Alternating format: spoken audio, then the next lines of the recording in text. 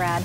Developing tonight, the remains of at least 19 slaves found on the site where developers hope to build a TopGolf and hundreds of apartments in University City. Residents in the area have been fighting to stall the project, and they say this discovery should be enough to bury it for good. NBC Charlotte's Ty Chandler live in the University area with more. Ty? Hey, Sarah, you know, here at this cemetery at the Mallard Creek Presbyterian Church, there are tombstones that predate the Civil War. But some residents, they suspected that slaves were buried here, too. And it turns out they're right. His report only validates our concerns that there are actually slaves buried outside of the wall.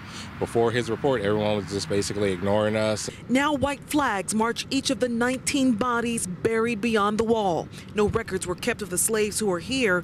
Some grave sites marked only with rocks. To know that, you know, people are buried there, and it's sort of in a disrespectful manner. It's the forgotten souls. Hard to forget now. Efforts to develop these 65 acres, building a TopGolf and hundreds of apartments, resurrecting this part of our past. It was surprising to find out that there were burial grounds on property that we owned. Matt Browder says after hearing there was a cemetery, they had to see if it was true. So they hired a historian who used ground-penetrating radar to identify the remains of slaves.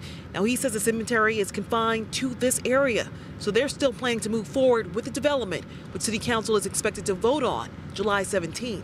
It won't impact what we do over there on the other 65 acres.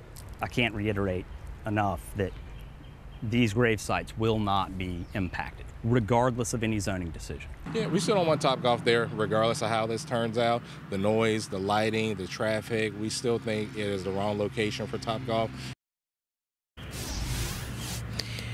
Now, though 19 bodies have been identified, we've been told there could be more buried in this area. Now, there has been an alternate site that has been proposed for TopGolf near IKEA. Many of the residents say for their peace, for everyone's peace, they'd much rather TopGolf build there. That's the latest here in the University area. I'm Ty Chandler, NBC.